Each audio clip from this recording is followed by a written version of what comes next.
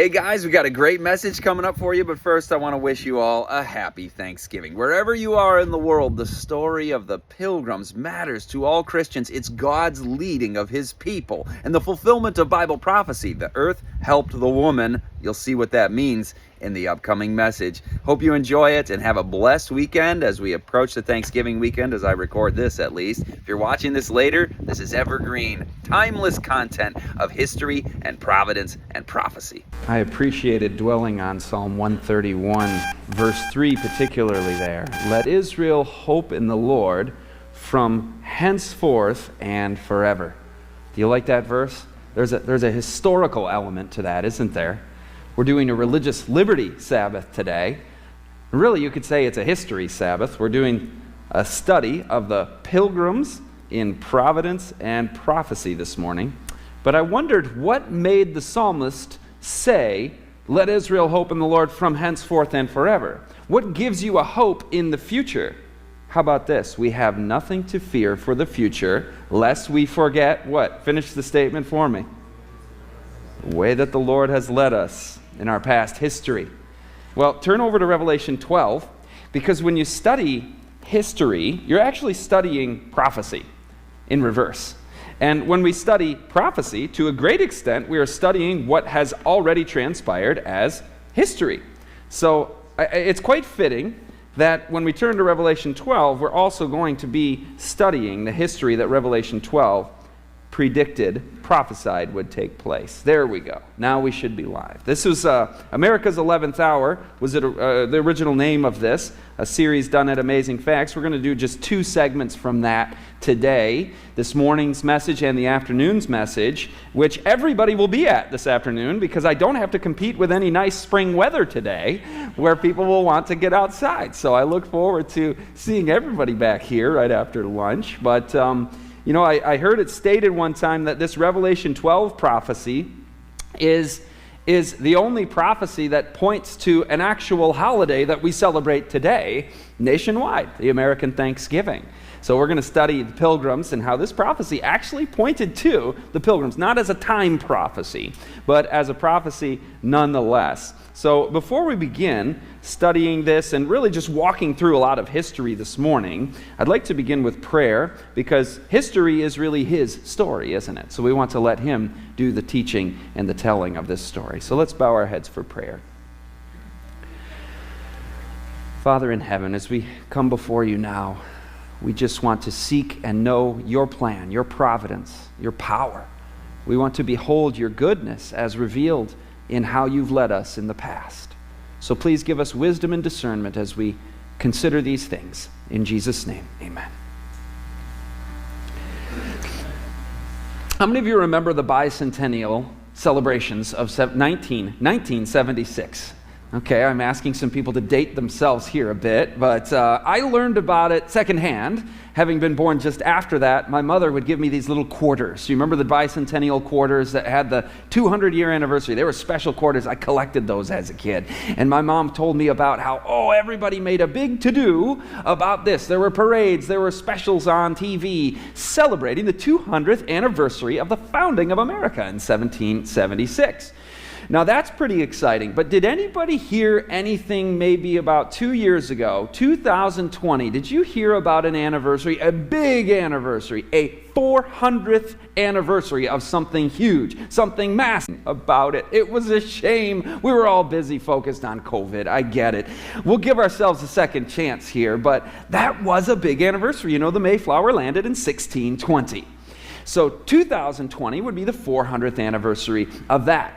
Now, it was especially sad, not just because I have my degrees in history and I was a history teacher and I love history, but I grew up loving history, appreciating history, and going to Christian schools that emphasized history, whether it was celebrate Black history, the Founding Fathers and the principles of the Declaration of Independence, the Civil Rights Movement, and of course, when the children dress up as pilgrims and Indians every year to make that a special occasion in November.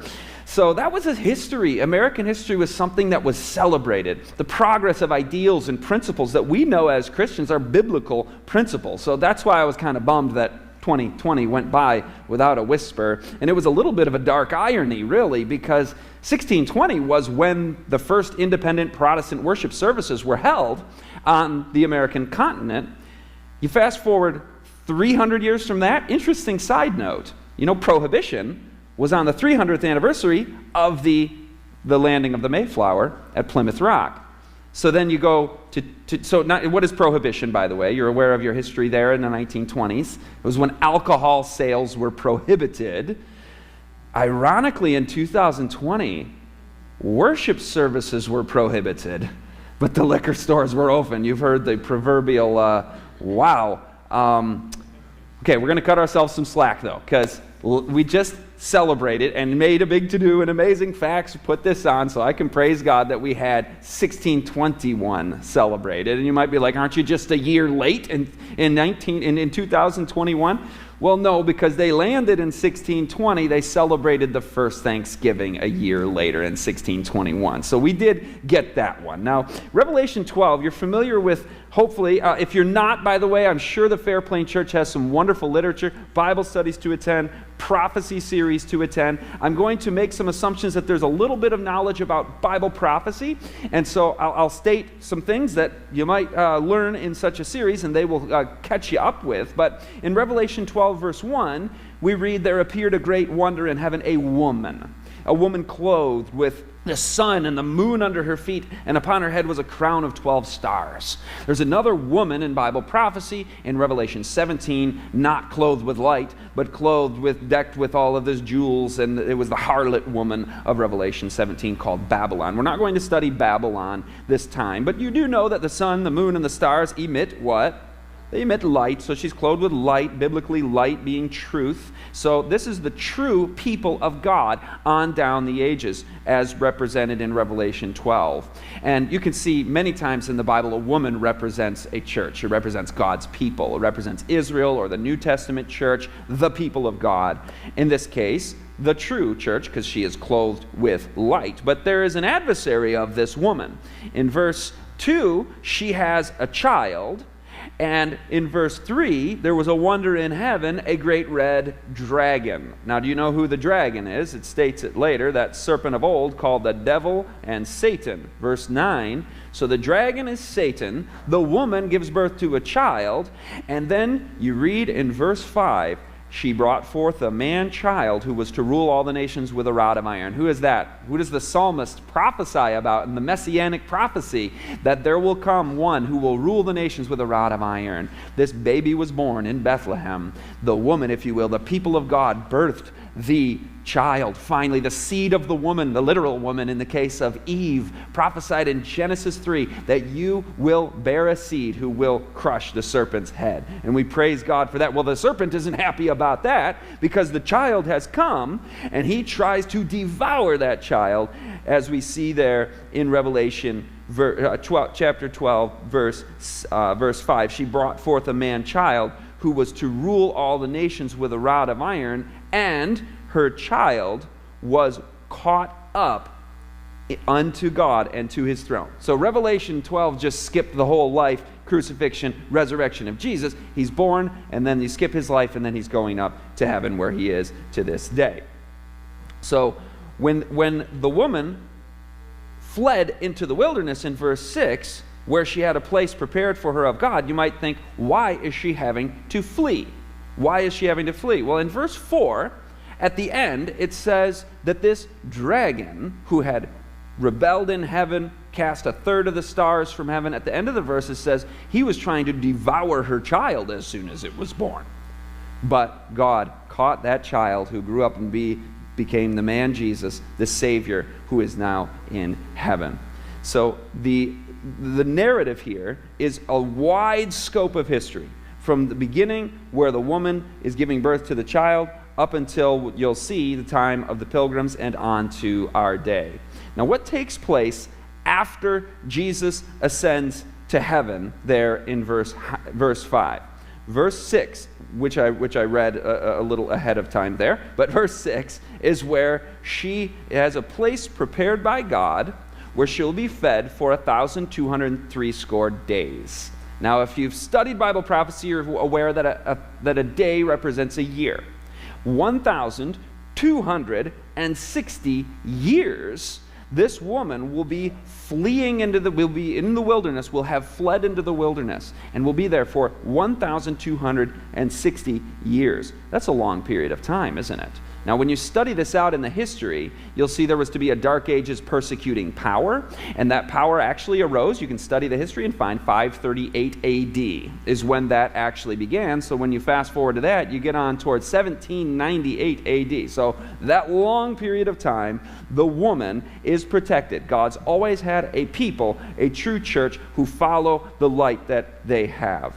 So that period, 1,260 years, is where we're going to lead into at the end of chapter 12. I know I've moved quickly through that, but we're going to hone in now on what the scripture reading was. By the way, we love coming to Fairplain. We appreciate the children's story and the music, and what a delightful worship service it has already been in every respect. So we're going to now hone in on that verse, the end of Revelation 12. Toward the end of the chapter, toward the end of the 1,260 years, we're going to get now to verse 14. Actually, let's start, with 14. And to the woman were given 2 wings of a great eagle, that she might fly into the wilderness, into her place where she is nourished. It's repeating it again. Nourished for a time, that's 1. A times, that's 2. And half a time, that's 3.5. You know how many days are in 3.5 Jewish years? 1,260 days are in 3.5 Jewish years, so that's the 1,260 years again. She's being protected from the face of the serpent. Now, toward the end of the chapter here, toward the end of the narrative of this 1,260 years, the serpent is casting out of his mouth water as a flood after the woman. So he's still trying to go after her, even though she's in hiding in the wilderness, that he might cause her to be carried away of the flood. And here are the key words of Revelation for our morning message. This was almost the title of this message. It's called The Pilgrims in Providence and Prophecy. But I thought about calling this The Earth Helped the Woman. The Earth Helped the Woman. Now we have to unpack that. It says the earth opened her mouth and swallowed up the flood, which the dragon cast out of his mouth. What does the earth represent in Bible prophecy? Well, you know, waters represent something in the Bible. It says it in Revelation 17 there. It says that the waters represent multitudes of peoples and languages and tongues, peoples and nations and multitudes and so on. So if waters represent a place or a location where there are lots of people, as referenced there, the earth would be the opposite. Dry land is the opposite from water. We read that in Genesis chapter 1. And he let the waters separate from the land. Dry land appeared, and he called it good. So when in history does this happen? We read it in verse 16. Let's put it on the screen. The earth helped the woman. We do not have an exact time prophecy for this. We just know that it's at the end of the chapter, and it's right before verse 17, where it refers to the remnant church of Bible prophecy. That's a whole other message, but some of you are tracking on the timeline here that we're getting on to the last days in Daniel 8:14 time prophecies. Well, toward the end of the 2,600 years, we should expect what kind of a place? The earth is the opposite, so it's going to be what? A heavily populated area or a more sparsely populated area? More sparsely populated being the opposite of the waters. So we should expect, if we just study this and knew nothing about history, we'd go, okay, we're going to find a persecuted church for 1,260 years. They will be in the wilderness, in other words, persecuted and kind of in hiding on the margins. And then toward the end of that narrative, the devil will really unleash his persecuting power, and she will have a really special place prepared called the earth. What is the earth? And then you go to Revelation 17, you'd see waters represent where there's lots of people. So the earth must represent where there is less populated people, is going to provide a haven toward the end of the 1,260 years for the church of God. That's pretty neat when we see that the story of the Pilgrims is actually prophesied in Bible prophecy. 1620 was the year that they landed at Plymouth Rock. And we're going to tell the story of the Pilgrims this morning. This little Bible study here is the springboard into studying his story, the story of the Pilgrims. These were poor people, social outcasts from Great Britain. They were those of whom this world is not worthy, as you might say from Hebrews chapter 11.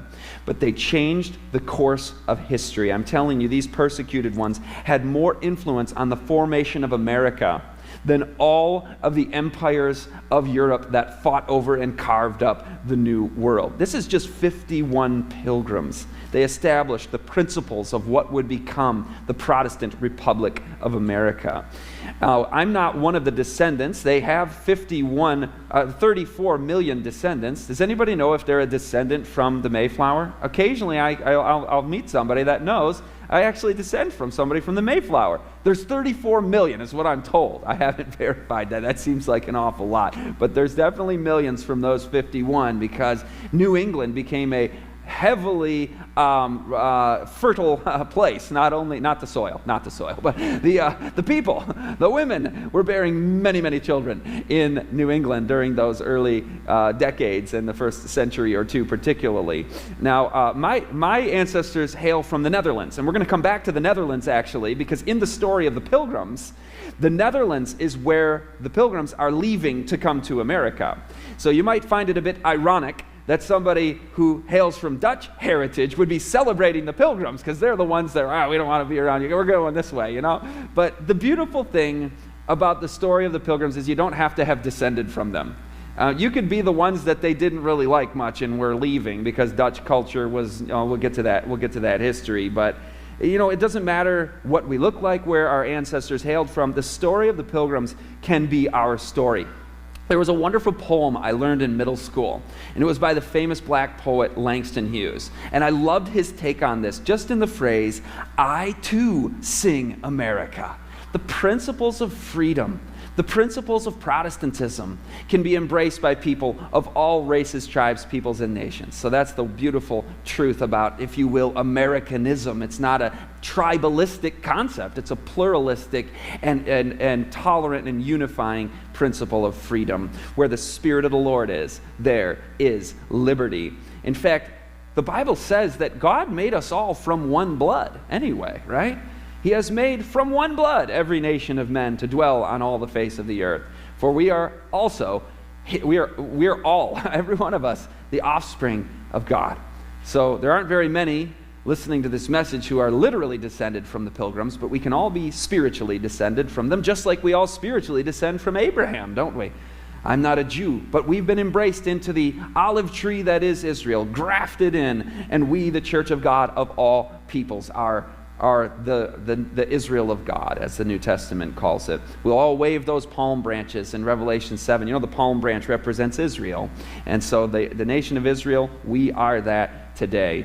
So it's with that preface that we want to retell and celebrate the inspiring story of the Pilgrims, who started in England, of course, before they went to the Netherlands. We'll get to that in just a minute, but William Brewster is probably the most important of the Pilgrims in helping to establish who they were as a people in England. He was Cambridge educated and had already traveled the world. He'd become a very important man, but he actually chose to just settle down as a humble servant in a local small town called Scrooby, 150 miles outside of London. He served in a simple position of postmaster of Scrooby, as his father had. And as a part of that, his emphasis was not so much to be a big deal, to be some famous and rich person. He wanted to study the Bible in simplicity, and actually had a young lad under his wing named, you've probably heard the name, William Bradford. William Bradford is the one that wrote the famous work of Plymouth Plantation, which I actually had the privilege of being exposed to as a young person in school. Every young person should be exposed to Of Plymouth Plantation by William Bradford. It's the story of Mayflower Colony, of the Plymouth Colony, of the Mayflower and the Pilgrims. Well, Will Bradford, this kid, this boy, was orphaned, and he was sickly, and he was in need of mentorship and of a godly man. William Brewster comes alongside and trains William Bradford in the scriptures. Oh, he would bring him presents. He would bring him little gifts, but his favorite gift he ever received from William Brewster was his own copy of the Geneva Bible. That was a valuable valuable, not just a thing, not just a material possession, but a window into the eternal, an understanding of who he is, that he's valued. And he started to understand the God of the Bible, and as a small child spent happy hours absorbed in the pages of the Geneva Bible, many times right alongside Mr. Brewster, William Brewster and William Bradford. But they were sincere students of the Bible, so they objected to some of the trappings of the Anglican Church. The Church of England at the time, they viewed this as kind of just a little bit too Catholic. I mean, they did a sort of faux Protestant Reformation, with King Henry VIII. We're going to separate from the Pope because I want to marry these wives and so on. There wasn't the sincerity of Luther's and Zwingli's and Calvin's and the Anabaptist Reformations that had taken place on mainland Europe. The Church of England was struggling to really embrace Protestantism, and so the real Protestants, the real reformers in England were not the Church of England, the Anglican Church. It was people, simple Bible students like William Brewster, who were called at the time separatists. Now that was a pejorative term. That's a terrible thing to be called. A separatist, well, you're actually then treasonous. You're against law and order. You're against the king and his church. So there were some who weren't quite as radical as Brewster and others like him. The Pilgrims, who come from Brewster's community, were separatists, but you've probably also heard the name Puritan. The Puritans also were not satisfied with the Church of England. They said we need to purify the church. So they didn't make a radical break with the church and hold illegal worship services so much like the separatists did. But they did have the principles of we need to have a pure biblical faith, and they advocated for that within the Church of England context. Most of New England would end up being populated by the Puritans, not by the separatists. But the Mayflower, these guys are separatists. Plymouth Colony, we're going to focus on them. Now, they were persecuted badly after 1605. You may have heard about the famous gunpowder plot with Guy Fawkes. This was a Catholic plot to blow up Parliament upon the king's visit to the House of Lords. They had 36 barrels of gunpowder underneath, and they were just going to explode it. That was a foiled plot. They didn't actually succeed, but now all of a sudden the king is fearful for his life. The established Church of England is fearful, the House of Lords is fearful, and they begin a crackdown on all non-Anglicans. Now, it was a Catholic plot, and the separatists are on the opposite end of that spectrum from the Roman Catholics, but these separatists got swept up in the net of persecution, and they enforced Anglicanism more strictly after 1605. At this point, Brewster could have just called it quits. He said he could have kept his job, he could have lived a simple life and not tried to lead this little separatist group anymore, but you can't deny conscience. He was a man of principle. And he said, we must worship according to the dictates of conscience. So their services went even more underground, even more secret. They would have young people out on the streets listening to conversations as little spies to see if their worship services had been found out. That's how secretive they needed to be. One of those youth was now the growing up here William Bradford, sent out on those little expeditions to do some spying. But that could not last forever. I mean, they want to yearn to breathe free, as it says on the Statue of Liberty. And there is a free country right across the English Channel. It's called the Netherlands. We need to get out of England, they said. We're going to the Netherlands where we can worship freely. There are other separatists who've made their way over there. Their first attempt to try to get out of the country was a disaster. The captain betrayed them, stole their possessions. Many of them ended up in jail. The second attempt, 80 passengers boarded a coal barge to try to make it across onto a Dutch ship, which would then transfer them over. The king's officers caught them again. Women and children are imprisoned this time. Finally, after release, the third attempt, many of these separatists made it to the Netherlands, to the city of Leiden. You can see it there on the map. The pastor there was Pastor John Robinson. If you've read the book The Great Controversy, you're familiar with Pastor John Robinson. Here, these pilgrims worshipped with other separatists, and not just worshipped, but they got busy doing missionary work, which they can now have more freedom to do without as much restriction on them like it was in England. Using a printing press for whatever you want to print and advocating for Bible truth was completely legal and tolerated in Holland, in the Netherlands. Gutenberg's printing press is now about 100 years old at this point, a little over 100 years old, but it was sort of the social media of the 17th century. Using your own printing press with your own community was a huge, big deal. And in the Netherlands, they were not getting deplatformed. They were not having their posts throttled. We have a lot of social media censorship today, kind of like Church of England returned. But this Dutch society was the most tolerant in Europe. I'm not biased or anything, am I? But anyway, so these missionaries got busy quickly. And Brewster wrote and printed his tracts, but also he had a burden for his fellow Englishmen. I want these tracts to go back to England. So they're sending missionaries back to England, doing these secretive missions to try to win souls to the separatist cause, to the biblical faith. Well, the royal spies caught wind of that, and they figured out where these tracts were coming from, and they traced it back to Leiden, and the king's henchmen went there, seized the press, and said, no more of this. But they couldn't find Brewster. They were sent to arrest him, but he was gone because he was actually in England at the time when they were hunting him down in the Netherlands. And you know what he was doing in England? Well, he was actually meeting with businessmen who were going to fund a charter a colony. And he realized, along with John Robinson and the other separatists in the Netherlands, that this was not a permanent place for them. They ended up being there for 12 years, but they were winning few Dutch converts. Their culture was kind of set in their ways, and in that respect, their culture was kind of conflicting with the more conservative principles of lifestyle that the Pilgrims were seeking. It was a little more worldly there in the cities particularly the cities, but even in Leiden, the ease and worldliness of the city was infecting their youth. And so the year is 1617. I want you to remember this year. We'll come back to it. I think we might come back to it this afternoon. There is a little teaser. You've got to come this afternoon because you're going to find something providential, something powerful about 1617. But they realized in 1617 that another reason they've got to get out of the Netherlands is the Dutch treaty with Spain at that time, Spain was allowing the Netherlands to have religious toleration, but they were in conflict, and Spain might have reconquered the Netherlands and shut down religious toleration in 1620. So 1617, they've got a 3-year time window for that treaty to transpire. And they go, after 1620, who knows if we'll have even any freedom here in the Netherlands at all. So we'd better just play it safe because there's many other reasons for us to make a plan to go somewhere else. Well, where do we go?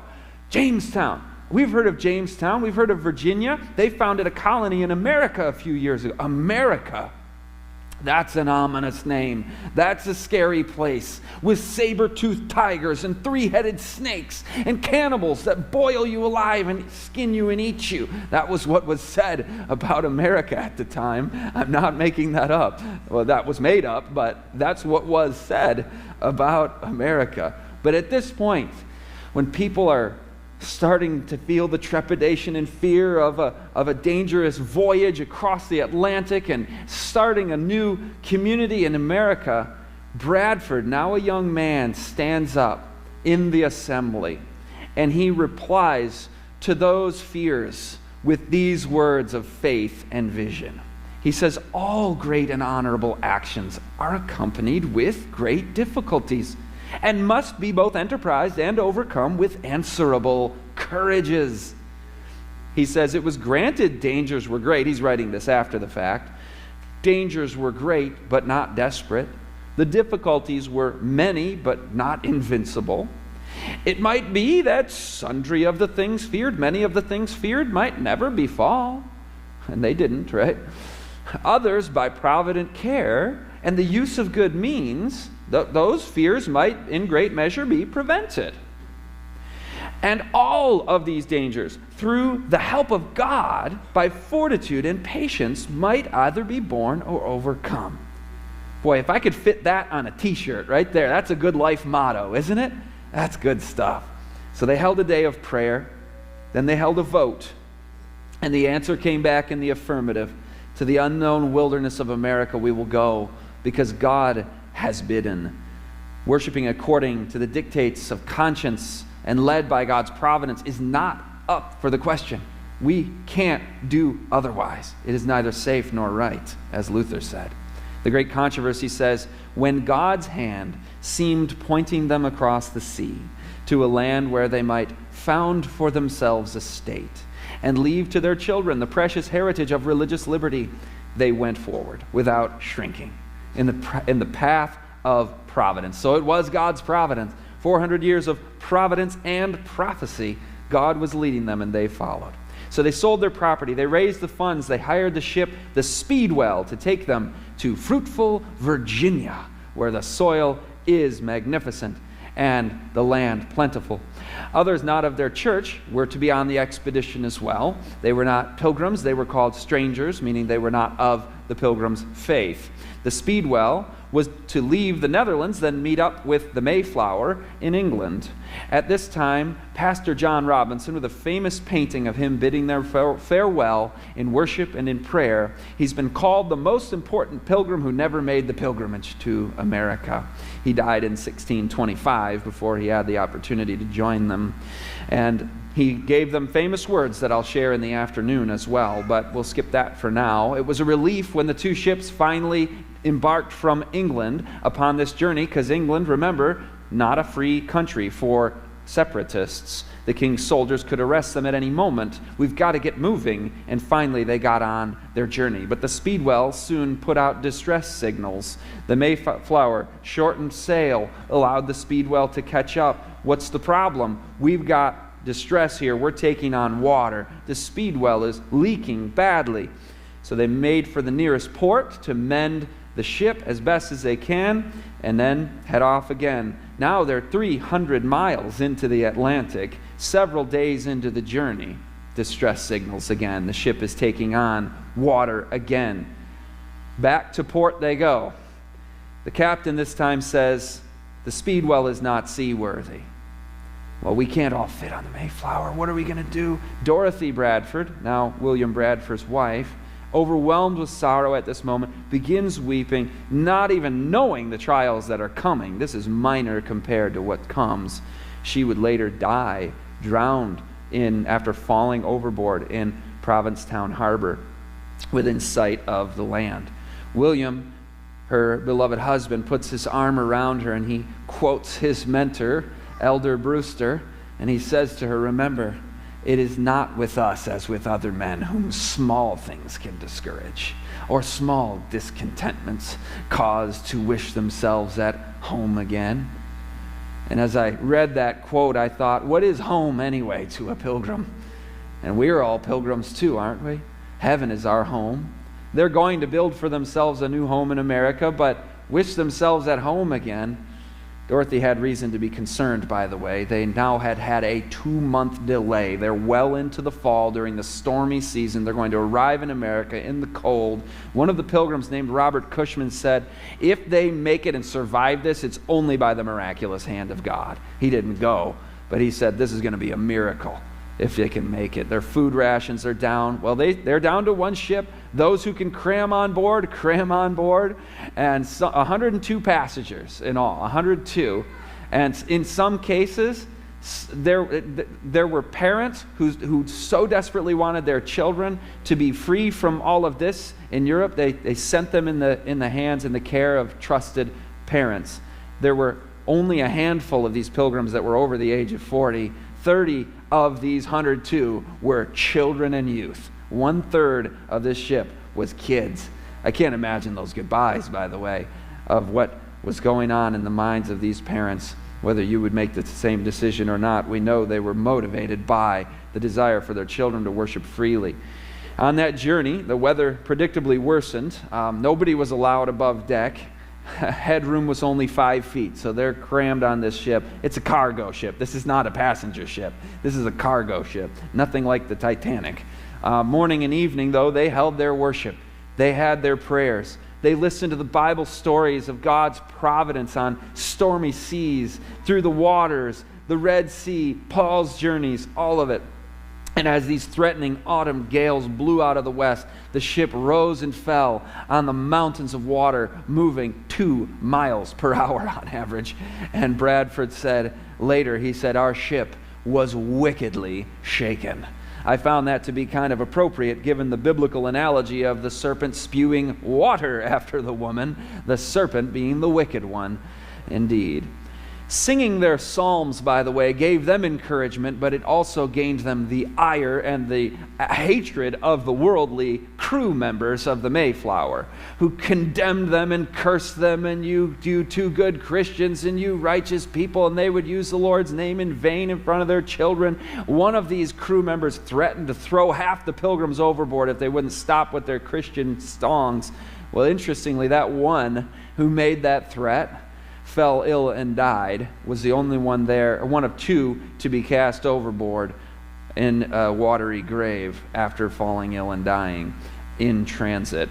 And by the way, that's a small number that you would expect at this time of year with the food that they were eating and the starvation rations they were on.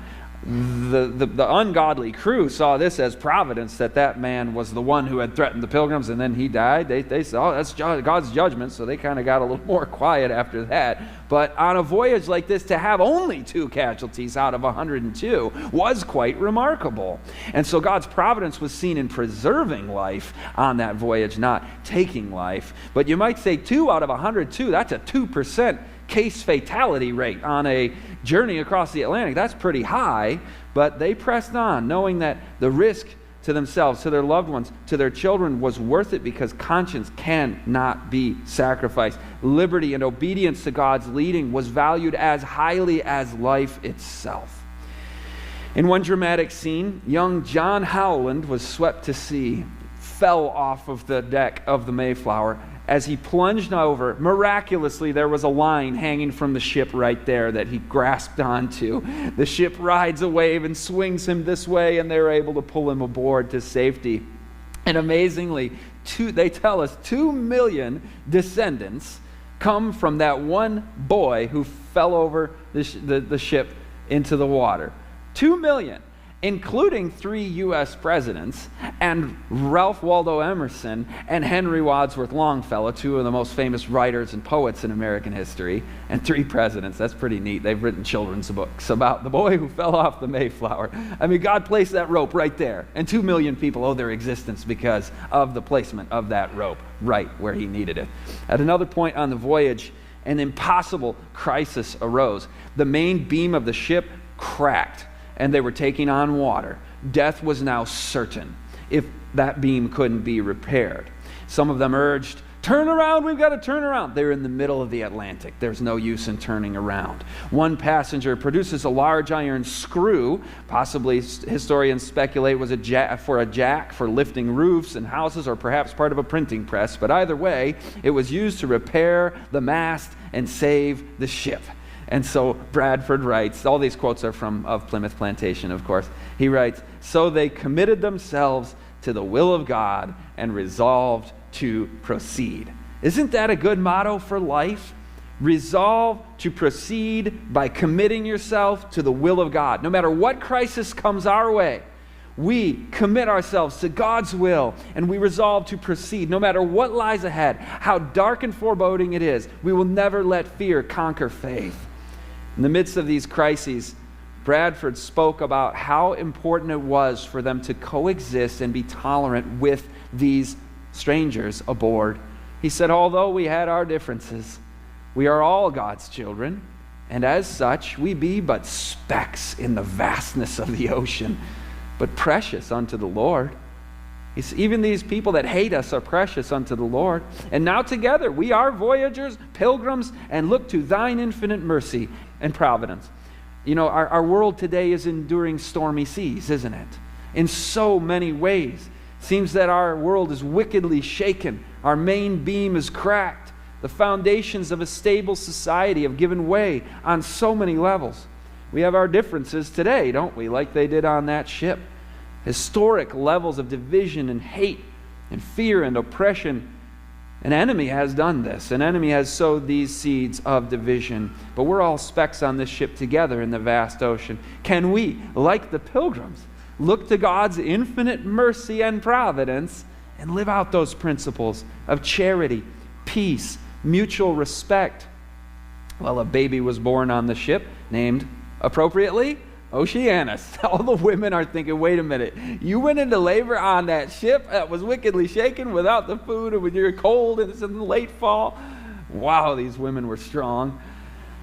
The cry of that newborn must have been emblematic to new life and new birth in this new world. I find that to be beautiful, the Protestantism being born on the shores of America. Well, after 9 weeks now on the wild autumn Atlantic, land was overdue. When they finally spotted the land, they sang like they had never sang before. There is beloved Virginia, the long-awaited. But wait, that's not Virginia. Where are we? Oh, we're taking our bearings. This is not the right spot. Head due south. We got to get to Virginia. Well, they approached the deadly shoals upon which the breakers would cast that ship and destroy it, this close to the North American continent, and most dangerous waters in New England actually is where they landed. Pray as you never prayed before, said the worldly ship captain to the Pilgrims. And miraculously, interestingly, a wind from the south pulled them out of the area of the shoals into safe waters, but prevented them from being able to go south safely. But they were safe now where they've landed. Provincetown Harbor, 1620, they took it as God's providence. This is where the Lord wants us to be, not Virginia. Do you know about Virginia? It was a bunch of, money-grubbing minded, let's go dig for gold, and a bunch of them starved to death, and Roanoke Colony just ceased to exist, and they started growing tobacco, and that was their cash crop. So it wasn't so much a Protestant, Bible prophecy thing happening in Virginia. These guys needed to come apart and be separate, saith the Lord. They didn't know that till they landed here by God's providence. They fell to their knees and thanked the God of heaven. But since this isn't Virginia, some on the ship get a big idea. Well, our charter, our contract was for Virginia. And since we're not going there now, mutiny, we can do whatever we want. So they call a meeting, and they develop the first democratic document in American history. This was a history-changing document. I'll tell you more about it in the afternoon session, but this is where they established the Mayflower Compact, and we'll dig into that a little bit this afternoon. But it's providential that they arrived there in Provincetown Harbor in 1620. Oh, I'm doing it right now. You still got to come. But you remember the year 1617.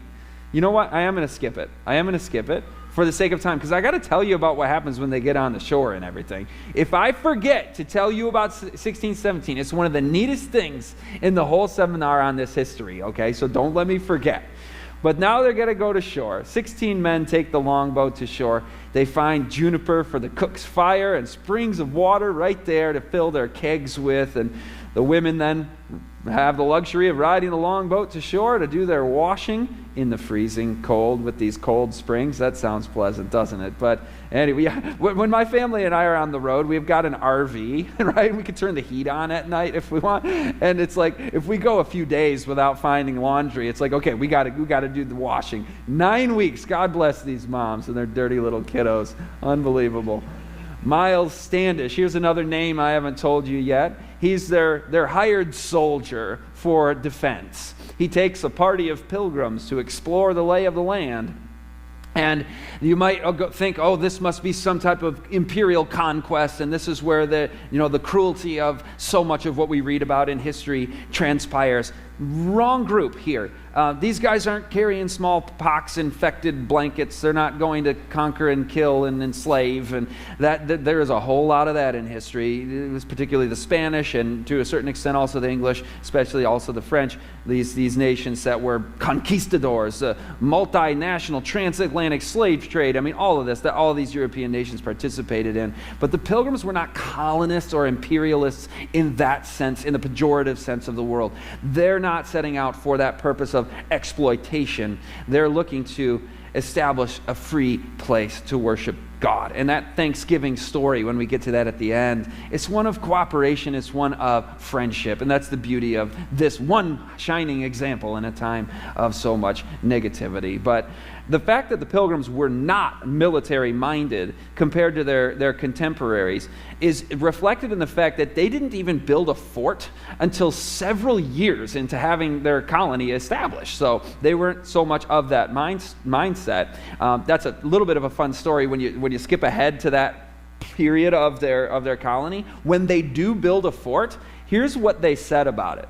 It wasn't, finally now we can go and kill everybody. It was, Lift up the hands that hang down, says William Brewster out of the Word of God, the big brass-studded Bible on the table in their assembly hall. He opens it up and he reads from Isaiah, and strengthen ye the feeble knees, thus saith the prophet Isaiah. Then the Captain Standish replies, methinks this is the Lord's counsel to us, to arise and build a fort on top of the mount, and there place our cannon. It will greatly set back our enemies. So as a deterrence, we ought to have cannon and a fort on the top of the mount. Listen to Brewster's reply. He's not so naive that defense isn't needed for their colony here, but he does reply with this: such a fort could serve as a meeting house. Isn't that wonderful?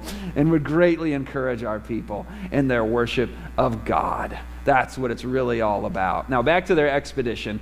They're going about the land trying to site a good site for their colony. And they find, you remember they're starving, right? And this is a controversy part. They find this cache of corn that had been stored by the local Indians. There are no Indians around for them to negotiate with, to make a deal with. Can you take some of this in good conscience? Maybe you wouldn't. Most people at this time would have had no qualms whatsoever or even asked the question, because Indians are perceived as subhuman savages. But they viewed things differently. They did take that to preserve life, but they said, our pledge before God is to make these natives large satisfaction as soon as we are able. And they did pay back, and plus some later. And that is exceptional enough even amongst the civilized nations and their competitions with one another. To dignify these savages in this way is remarkable and something worthy of appreciation. So they find this corn. They're able to bake some cornbread, but they literally only have a 1/4 pound of cornbread per person per day to survive on. And survive really isn't the right word, because many of them didn't survive at all. This first winter, where they're aboard the Mayflower, they don't yet have a colony established. They're anchored off. It's a winter of starvation, scurvy, sickness, and death. And when I say death, we're talking about every couple of days somebody is dying here in this winter. Half of the 102 pilgrims, or people on board the Mayflower, pilgrims and strangers, half of those 102 died that winter. And it really is remarkable when you look at the rate of death among the mothers. There were 18 mothers on the ship. Now, how many of those 18 would you expect to die?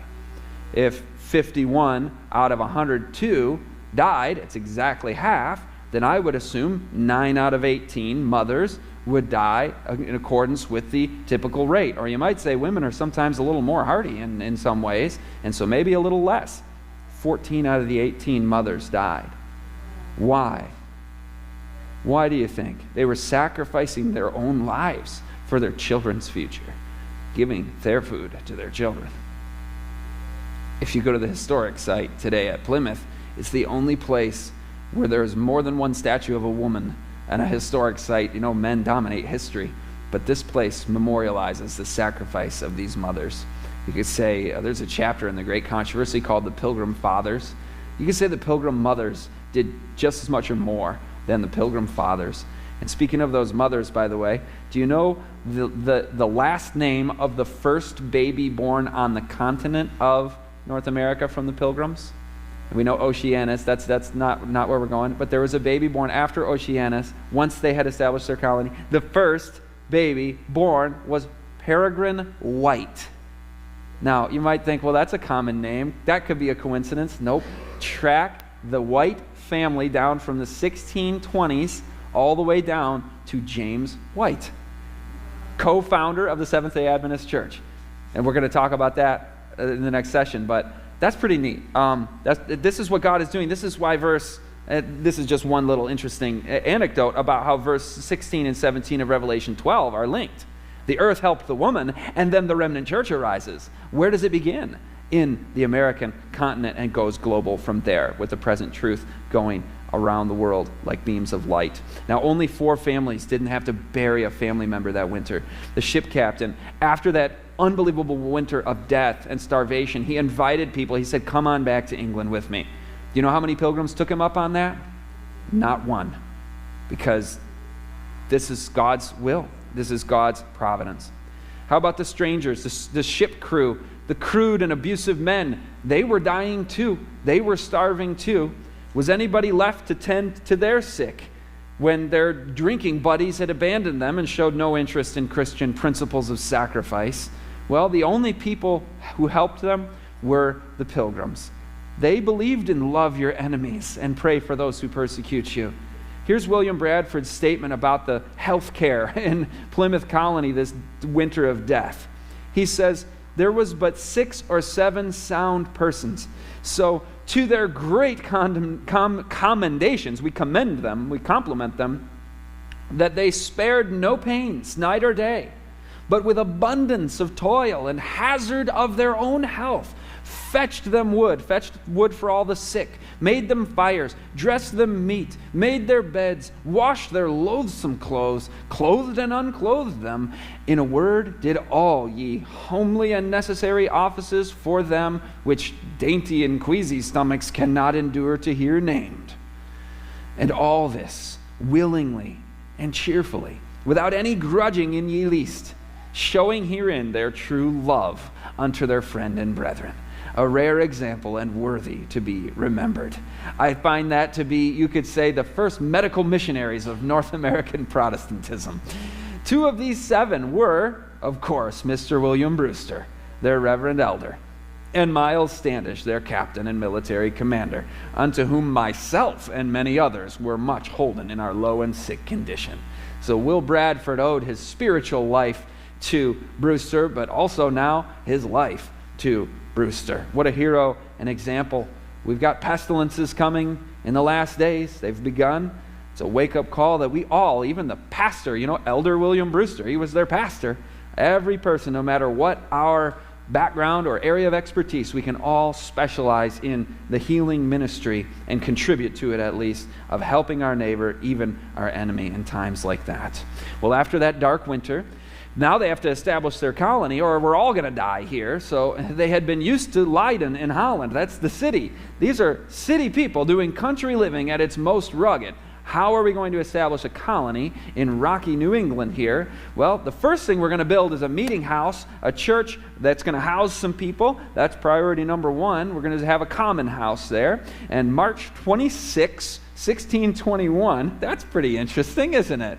March 26, 1621, a monumental day, is where they are in morning assembly, okay? They've got this common house in place, and they hear footsteps coming toward the building, and the door swings open. Without knocking, in walks a tall Indian, a Native American. He says, "Hello, Englishman." He speaks English. He says, "Me, Samoset."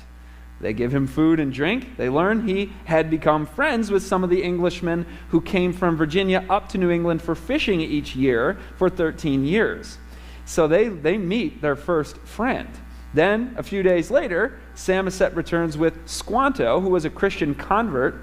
His tribe, which was actually a very warlike tribe, we'll talk about that in relation to 1617, but his tribe had been wiped out by a plague.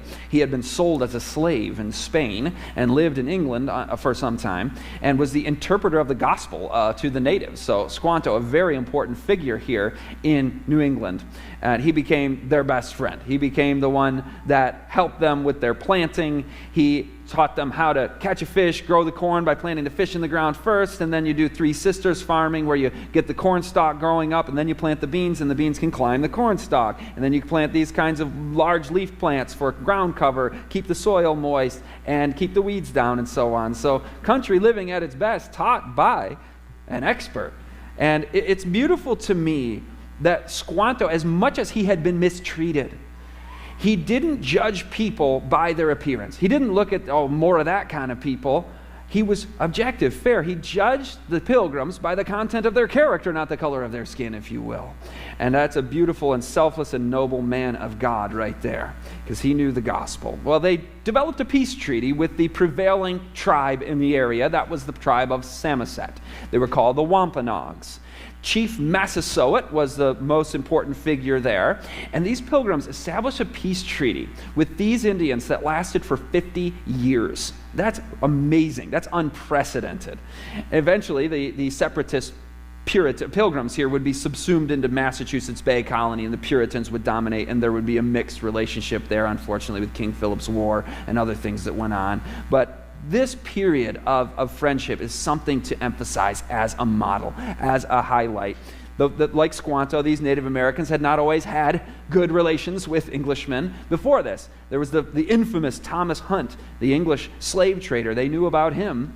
It was remarkable, again, that this whole tribe was able to say, hey, this group is different, and we can become friends with them. As for the Pilgrims, they insisted on paying for any land that they would occupy and establish for their colony a just and fair price.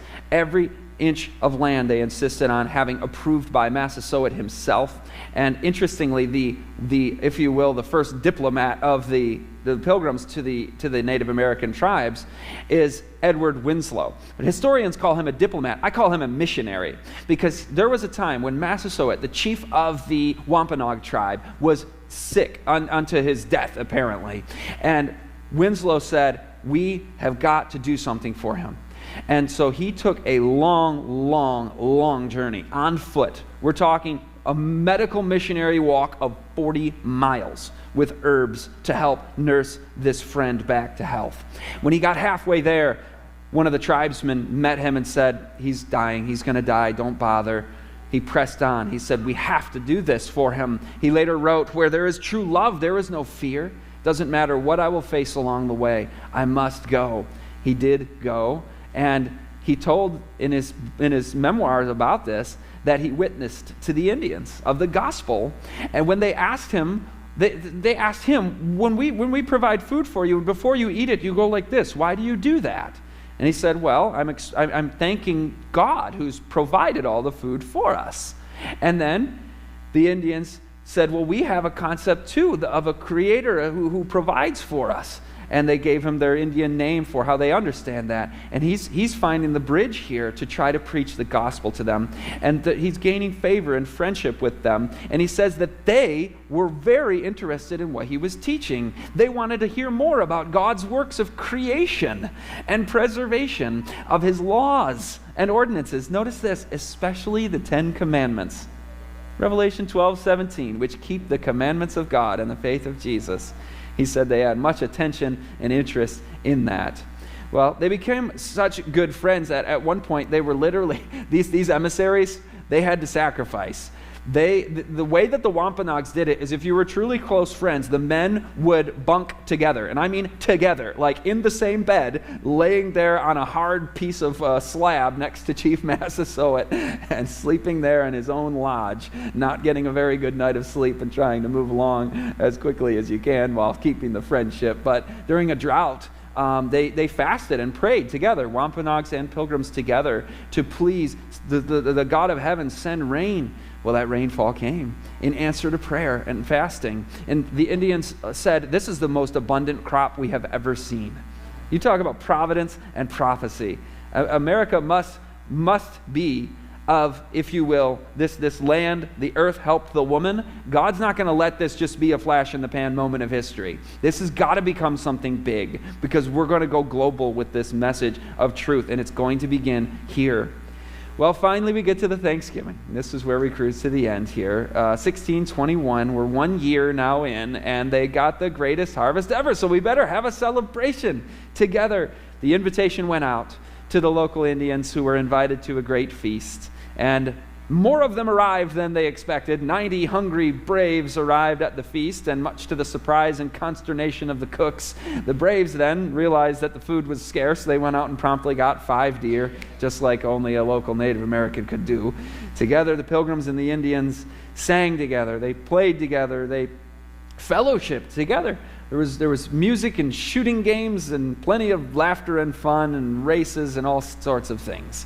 It was Thanksgiving, literally, right? Giving thanks, which is a beautiful way to have the bond of peace. When we all realize that we have something to be grateful for, gratitude is universal. In fact, every Christian virtue is universal, and it's accessible to all who will receive them when we extend it in a winsome way, and we don't extend it at gunpoint or extend it with condemnation. The Indians also gave speeches of gratitude that were translated by Samoset and Squanto. I think this story of that first Thanksgiving should be told again and again and again. Not just on the 400th anniversary last fall. When I was invited to do religious liberty this weekend, I thought, there's not much better to talk about than his story and how the religious liberty was established in this land. And we're going to continue that this afternoon, of course. This is just the opening act. And not just talk about this every year at Thanksgiving, to retell this story, but all the time we can celebrate these things. For some reason, it's considered like something you're not supposed to celebrate. Friendship? Peace? Why would there be agencies of influence that would not want that to be celebrated? We know the devil has sowed discord.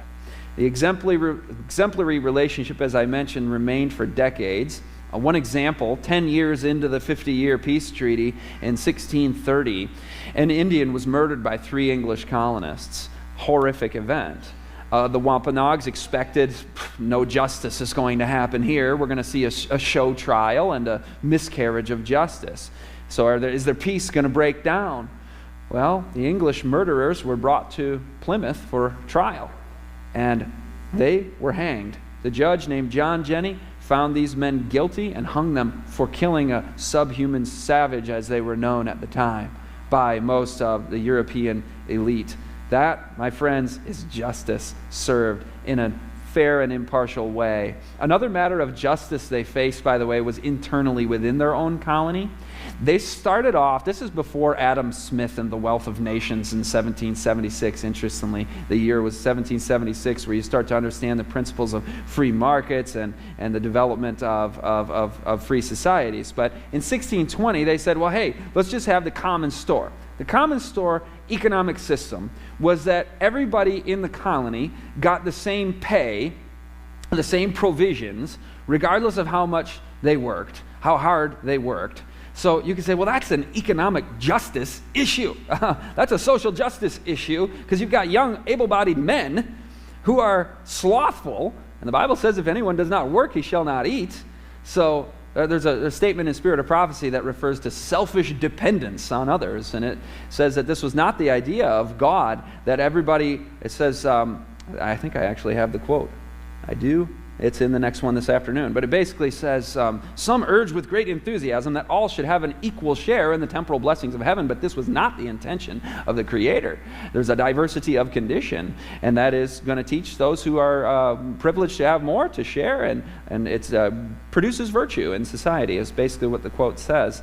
So they scrapped the common store concept because they saw we're not being very productive and people are kind of leaning on others, and we got to change things. So Governor Bradford now, William Bradford, became the governor of Plymouth Colony. That's kind of important. I failed to mention that. But anyway, he says we're going to stop the communal existence. We're going to land ownership, property rights, free market economy. Before that was cool. So I say these guys established a lot of what became the principles of a free society in America. Every family grows their food, grows some food. Maybe you specialize in something, or you specialize in one type of manual labor. You get trade. It's called the division of labor, specialization of labor. That's what economists would later refer to as these things that help fruitful and productive society. And so there's no more selfish dependence, but Spirit of Prophecy calls it noble self-reliance. I like that phrase, noble self-reliance. It says in the Great Controversy, as the tidings spread through the countries of Europe of a land where every man might enjoy the fruits of his own labor. So this is a virtuous principle stated in the Great Controversy. It's one of the reasons thousands flocked to the shores of the New World and colonies rapidly multiplied. Now, if we were motivated only by that would be like Jamestown and other, that would be worldly. If it's just, I just want to acquire possessions, that's not good. It is good to yearn for freedom, but there's a far, far more meaningful reason why thousands flocked to the shores of the New World, and it's right there. You get to keep the fruits of your own labor in America. That's wonderful. But even more importantly, why would half of you die? Why would you send your children? Why would you sacrifice so much?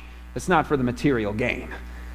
It's to obey the convictions of your conscience. That's why the Pilgrims came. That's the most noble motivation, motivating many of the others who came. So the earth, a less populated place, helped the woman, the church, to grow and thrive in a free land and not need to be in hiding anymore. As we close, Jesus used the phrase that the church of God is a city on a hill. You remember that phrase? City on a hill. That is actually what Massachusetts was called. Massachusetts Bay Colony. We're going to contrast with Plymouth Colony this afternoon. We'll see a little bit about the differences there. I think this phrase applies more to Plymouth, as you'll see this afternoon, than it does to Massachusetts. But we're going to see the founding fathers. We're going to see miracles in American history. George Washington, lots of really neat history this afternoon. We're going to understand the difference between the American Revolution, the French Revolution, the difference between an enforced secularist society versus a papal society, and how the American Constitution is neither of those. So we've got a lot to cover this afternoon. I won't dwell on Massachusetts anymore right now, but I do want to say we can continue to be that city on a hill. We can take our cues to a great extent from these pilgrims who were people of such principle, such self-sacrificing dedication and commitment to the will of God. And we can look at that Mayflower tossed on those seas with those mothers and those fathers and everybody that sacrificed so much for the cause of God. And we can say, we have nothing to fear for the future, even if we were to perish. We have nothing to fear. I shouldn't use the word perish. Even if we were to sleep, we have nothing to fear for the future, lest we forget how God has led us. So let us continue to emphasize how God has led us, to study providence and prophecy in the Bible, and we will remember that great phrase from the book of Revelation, "Be thou faithful unto death, and I will give thee a crown of life." Now this might feel a little unseasonal, but I've selected for our closing hymn a Thanksgiving hymn, and I love Thanksgiving hymns, and I normally restrict them only to Thanksgiving time. But since we talked about the pilgrims this morning, can we sing, "Come ye thankful people, come, raise the song of harvest home," because it's not just about a harvest of food and provisions, it's about a harvest of souls. That's what this message of the earth helped the woman is about. The church of God bringing the truth to the world, the remnant church of Bible prophecy referred to in the verse immediately after that one. So let's sing about that harvest of souls and the harvest of blessing that God has given to us. The hymn number is 557. Let's sing together.